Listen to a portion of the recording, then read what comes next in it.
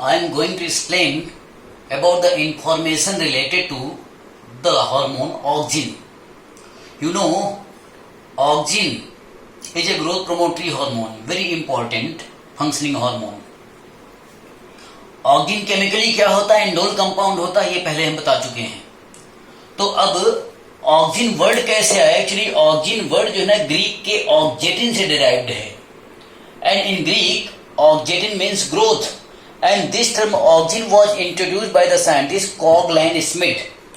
कॉगल and Smith इन्होंने auxin को human urine से आइसोलेट किया था और इन्होंने ही ऑक्जिन टर्म दिया था. तो पहले कुछ वैज्ञानिकों ने ऑक्जिन के बारे में क्या कंट्रीब्यूशन दिए, क्या इंफॉर्मेशंस दिए, यही बता दें. तो firstly the scientific history about the auxins की किन किन वैज्ञानिकों ने क्या क्या जानकारियां ऑक्जिन्स के बारे में दी. तो सबसे पहली जानकारी चार्ल्स डार्विन और उनके बेटे फ्रैंकोइस डार्विन, इन्होंने जो सबसे पहली बात बताई थी कि ये प्लांट है, देखिए कैनरी ग्रास, ये एक तरह की घास है जिसका बॉटनिकल नेम होता है फेलरिस कैनरियंसिस. तो कैनरी ग्रास या फेलरिस कैनरियंसिस, इसके जो जर्मिनेटिंग कोलेप्टाइल की टिप है, आप जानते हो कोलेप्टाइल क्या होता है, जब सीडलिंग जर्मिनेट करता है तो उसमें प्ल्यूमूल जो है, जो सूट सिस्टम को डेवलप कर रहा होता है, उसका टिप होता है, उसकी कवरिंग होती कोलेप्टाइल. तो फेलरिस कैनरियंसिस या कैनरी ग्रास के कोलेप्टाइल के टिप के एक साइड से लाइट पड़ रही है, तो यूनिलैटरल लाइट की तरफ इसमें ग्रोथ हो रही है, जिस साइड से लाइट आ रही है. तो लाइट के डायरेक्शन में ग्रोथ होना, इसको क्या बोलते हैं, फोटोट्रोपिज्म बोलते हैं. तो कंक्लूजन क्या हुआ कि Charles Darwin and his son Francis Darwin first observed the phototropic growth in coleoptile tip of the plant canary grass Phalaris canariensis toward the unilateral illumination by light. ये सबसे पहला. अब इसमें कहीं ऑक्जिन का नाम नहीं है.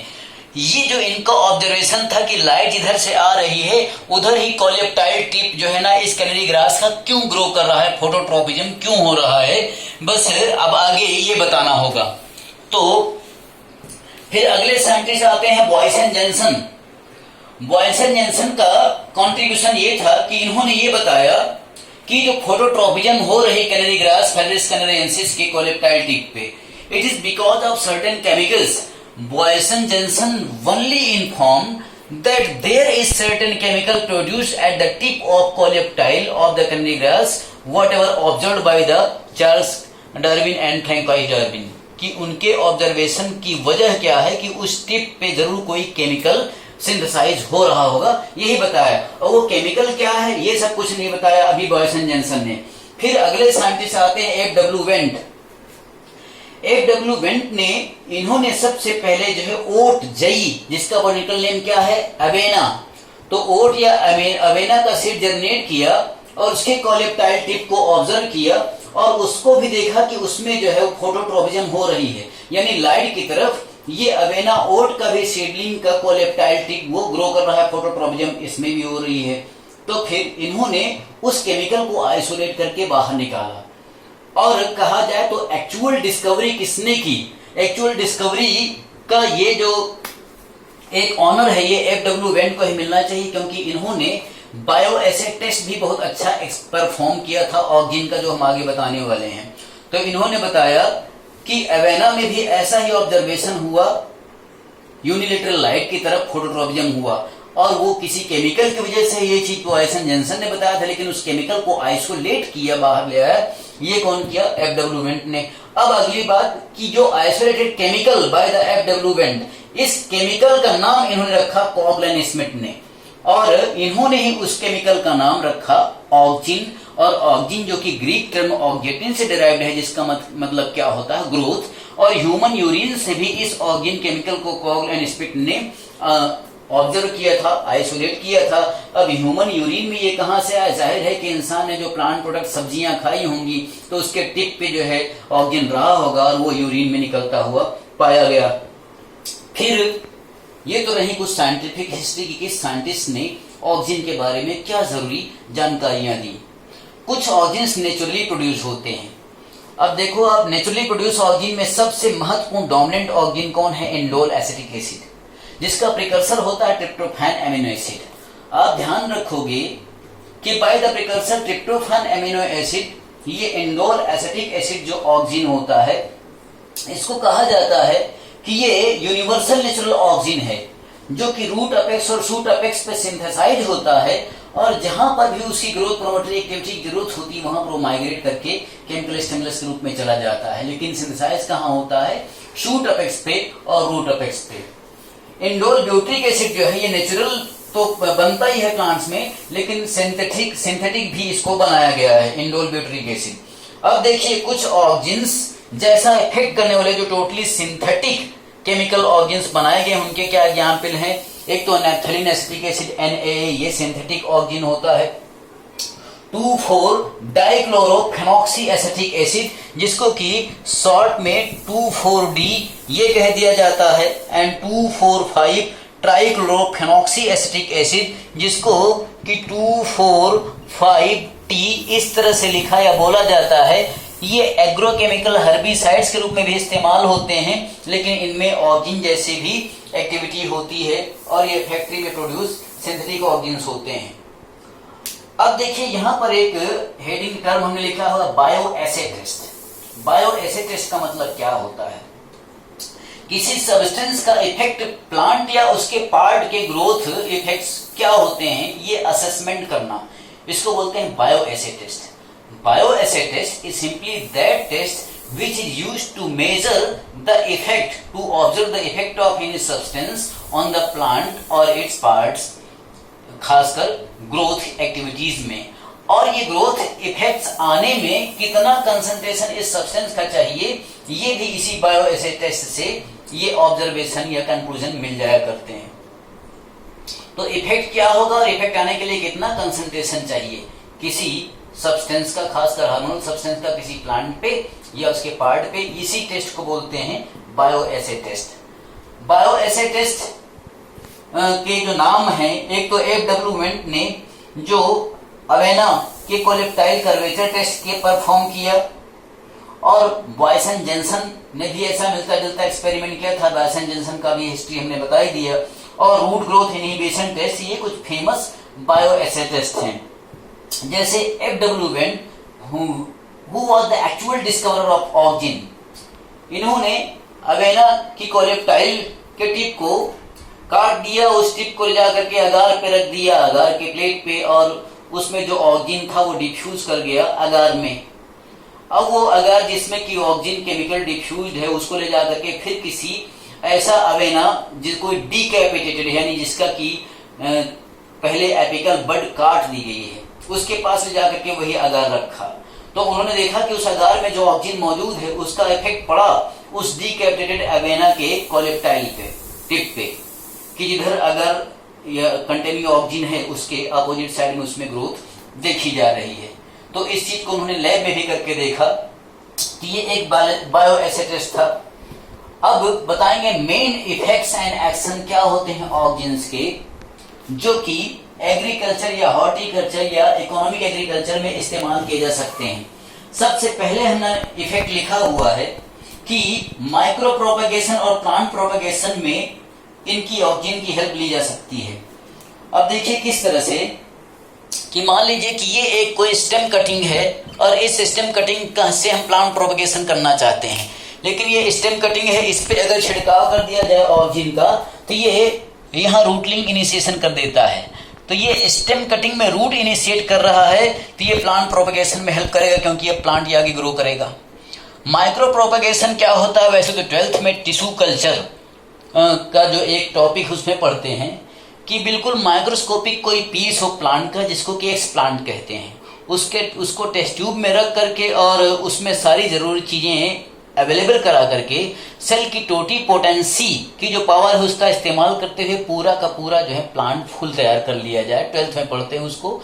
तो strategies for enhancement in food production एक चैप्टर है 12th के सिलेबस में, जिसमें कि टिश्यू कल्चर टेक्नोलॉजी पढ़ा जाता है और उसमें माइक्रो प्रोपेगेशन का इस्तेमाल किया जाता है। तो एक प्लांट का माइक्रोस्कोपिक एक्सप्लांट स्पेसिमेन है, अगर उसमें ऑक्सिन का इस्तेमाल किया जाए तो वहां पे रूटलिंग इनिशिएट करके वो प्लांट प्रोपेगेशन में हेल्प करता है। ये एक एक्शन और इफेक्ट एप्लीकेशन रहा ऑक्सिन का। दूसरा इंपॉर्टेंट इफेक्ट ऑक्सिन का होता है कि बहुत सारे प्लांट्स में फ्लावरिंग इंड्यूस करता है। जैसे कि पाइन एप्पल्स में ये सक्सेसफुल इसका इफेक्ट देखा गया है फ्लावरिंग इंडक्शन का। तीसरा इफेक्ट ऑक्सीजन का एंटी एब्सेशन इफेक्ट। आप जानते हो एब्सेशन का मतलब मैंने पहले लेक्चर में ही बताया हुआ है कि एजिंग हो करके बुढ़ापा आकर के पुरानी लीव्स या पुरानी चीजें जो है फ्रूट्स पक गए उनका गिरना, ये एब्सेशन होता है। तो कोई लीफ है, बड है या प्लांट का और कोई पार्ट है, वो समय से पहले गिरने ना पाए, एंटी एब्सेशन। तो before the natural ageing and senescence कोई भी प्लांट का यंग पार्ट गिरने ना पाए उसको रोक करके रखता है। लेकिन जिनकी एजिंग हो चुकी, जिनकी उम्र पूरी हो चुकी है, जो लीफ या बर्ड्स हैं या और प्रोडक्ट्स हैं जैसे पके हुए फल हैं, उनके गिरने में, उनका एब्सेशन करने में हेल्प भी करता है। तो इंपॉर्टेंट क्या है कि समय से पहले प्लांट के पार्ट्स को गिरने से रोकता है, ये इसका एंटी एब्सेशन इफेक्ट होता है। बहुत इंपॉर्टेंट इफेक्ट होता है ऑक्सीजन का एपिकल डोमिनेंस। आप देखिए शूट अपेक्स है किसी प्लांट का और इस अपेक्स पे ये जो बड है, ये बड क्या है, ये एपिकल बड है। अब ये एपिकल बड जहां है इसके जस्ट नीचे यहाँ पर शूट टिप पे ऑक्सीजन बन रहा है, तो ये ऑक्सीजन को पूरा कंज्यूम कर लेती है अपेक्स की बड। इसलिए जब अपेक्स वाली चोटी वाली बड ऑक्सीजन को पूरा कंज्यूम करती जाएगी, खुद तो बड़ी होती जाएगी, लेकिन ऑक्सीजन ग्रोथ के लिए ये लेटरल बड्स को मिल नहीं रही, ये छोटी रह जाती है। तो अपेक्स की बड का डोमिनेंट होना यानी बड़ा हो जाना, ये क्यों होता है? क्योंकि वहीं पर अपेक्स के पास ही तो शूट अपेक्स पे ऑक्सीजन सिंथेसाइज होता है, इसलिए लेटरल बड को ऑक्सीजन मिल नहीं पाता क्योंकि एपिकल वाली डोमिनेंट पड़ जाती है, वो बड़ी होती जाती है, ये लेटरल बड छोटी रह जाती है, तो ब्रांचेस बड़ी नहीं हो पाती। आप देखते हो कई बार गार्डनर्स या माली ये टिप को जो है ना इस तरह से काट देते हैं, इसको क्या बोलते हैं, डीकैपिटेशन कर देना। डीकैपिटेशन यानी इसका हेड इसको काट देना। अब जब डीकैपिटेशन कर दिया गया तो ये एपिकल बड कट गई, तो अभी ऑक्सीजन को कंज्यूम नहीं कर सकती, तो ये ऑक्सीजन डिस्ट्रीब्यूट हो जाएगा लेटरल बड्स में। इससे क्या होगा कि लेटरल बड्स की शाखाएं बड़ी होती जाएंगी। और इस बात का इस्तेमाल किया जाता है सबसे अच्छा कहाँ, चाय के बागानों में, क्योंकि चाय टी थियासाइनेंसिस जिसका की बॉटनिकल नेम है, उसमें कॉमर्शियल प्रोडक्ट उसका क्या है, पत्तियां। भाई लीव्स ही कॉमर्शियल है, तो लीव्स ज्यादा होंगी तभी तो कॉमर्स अच्छा आएगा। तो लीव्स ज्यादा कब होंगी, जब ज्यादा शाखाएं होंगी। शाखाएं ज्यादा कब होंगी, जब एपिकल बड को काट दिया जाए। अब जो एक नई ब्रांच निकलेगी उसकी भी एपिकल बड को काट दिया जाए तो फिर उसकी ब्रांचेज आ जाएंगी। इस तरह से लेटरल ब्रांचेज को प्रमोट करके पूरा है झाड़ियों जैसा बनाने में हेल्प किया जाता है डीकैपिटेशन करके, क्योंकि अपेक्स की बड अगर डोमिनेंट रही ऑक्सीजन को कंज्यूम करके तो लेटरल ब्रांचेज हो नहीं पाएंगी। एक और इफेक्ट क्या है ऑक्सीजन का, पार्थेनोकार्पी इंडक्शन। आपको पार्थेनोकार्पी पता है तो अच्छी बात है, नहीं तो बहुत सिंपल सी बात है कि बिना फर्टिलाइजेशन के एक फ्रूट का डेवलप हो जाना। अब जानते हैं आप कि फर्टिलाइजेशन के बगैर अगर फ्रूट डेवलप करेगा तो उसमें सीड नहीं होगी, क्योंकि सीड तब बनती है जब फर्टिलाइजेशन होता है और ओयूल चेंज होकर के फिर सीड में कन्वर्ट होता है। तो डेफिनेशन क्या हो गई, seedless fruit development without fertilisation, it is known as parthenocarpy. And oxygen is used to induce parthenocarpy. और ऑक्सीजन का सफलतापूर्वक इस्तेमाल करके बिना सीड वाले, बीज रहित यानी सीडलेस टोमेटो प्लांट तैयार करके ये दिखाए हैं एग्रीकल्चर के साइंटिस्ट ने। तो ये एक एग्जाम्पल हो गया पार्थेनोकार्पी इंडक्शन करना। फिर अभी हमने बताया था कि two four dichlorophenoxy acetic acid and two four five trichlorophenoxy acetic acid जो कि सिंथेटिक ऑक्सीजंस हैं, ये एक्चुअली एग्रोकेमिकल हर्बिसाइड या वीडीसाइड होते हैं। इनका छिड़काव करके, अब मान लीजिए मेज का खेत है मक्के का, या तो शुगर केन का है, वो भी मोनोकॉट है। तो ऐसे जो मेन क्रॉप प्लांट आपके जो है ना मोनोकॉट्स हैं, और उनके बीच बीच में डाइकॉट नेचर की घासें हैं, अनवांटेड वीड्स और हर्ब्स। तो अगर 2,4-D और 2,4,5-T जैसे हर्बिसाइड वीडीसाइड सिंथेटिक ऑर्गेन्स का छिड़काव कर दिया जाए तो आपकी जो टारगेट मेन मोनोकॉट प्लांट है, क्रॉप है, उस पर कोई नुकसान नहीं होगा। और जो अनवांटेड डाइकॉट वीड्स या हर्ब्स हैं वो सब खत्म हो जाएंगी। तो कंपटीशन जो है अनवांटेड हर्ब्स जो दे रही थी आपकी क्रॉप प्लांट को, वो खत्म हो जाएगा। तो जो भी सॉइल की फर्टिलिटी है, वाटर है, मिनरल्स हैं, वो आपके मेन क्रॉप को मिलेंगी, तो उनका ज्यादा अच्छा डेवलपमेंट प्रोडक्शन होगा। ये एक इंपॉर्टेंट रहा ऑक्सीजन का रोल। इसके अलावा ऑक्सीजन को सेल डिवीजन प्रोमोटरी एक्टिविटी में भी इसका कुछ इफेक्ट होता है, और जाइलम में डिफरेंशिएट होकर के ट्राइकिड्स एंड वेसल्स का बनना, इसमें भी इसके कुछ रोल देखे गए हैं। और फोटोट्रोपिज्म में तो इफेक्ट आपने शुरू में देखा ही ऑक्सीजन का। इसके अलावा जियोट्रोपिज्म में भी इसका इफेक्ट इनडायरेक्टली माना जा सकता है, क्योंकि जो पॉजिटिव फोटोट्रॉपिक है तो जाहिर है वो नेगेटिव जियोट्रॉपिक है, और जो पॉजिटिव जियोट्रॉपिक है तो जाहिर है वो नेगेटिव फोटोट्रॉपिक है। इस तरह से इसका इफेक्ट इनडायरेक्टली जियोट्रॉपिज्म में भी हो गया और डायरेक्टली फोटोट्रॉपिज्म में। तो ये जितनी भी बातें अभी हमने बता दी ऑक्सीजन के बारे में, अगर आप इतनी ही बात याद कर लेते हो तो आप देखोगे अगर कोई question medical entrance exam NEET में आता है ऑक्सीजन पर आधारित, तो बस इन्हीं में से घुमा फिरा करके क्वेश्चन आते रहते हैं। बस आपको ये चीजें याद रखनी है, क्योंकि मैंने पहले ही बताया कि this chapter is mostly informative where informations are to be delivered by the lecturer, जहां पर कि बहुत ज्यादा बातें समझाने की नहीं होती, बताने की होती हैं। तो जो भी बातें मैंने आपको बताई आप इसको नोट करिए, बार बार सुनिए, याद करिए, और इन्हीं में से देखिए क्वेश्चन हमेशा आते रहे हैं और आगे भी आएंगे। फिर अगला वीडियो हम देंगे जिबरेलिन्स और साइटोकाइनेंस पे।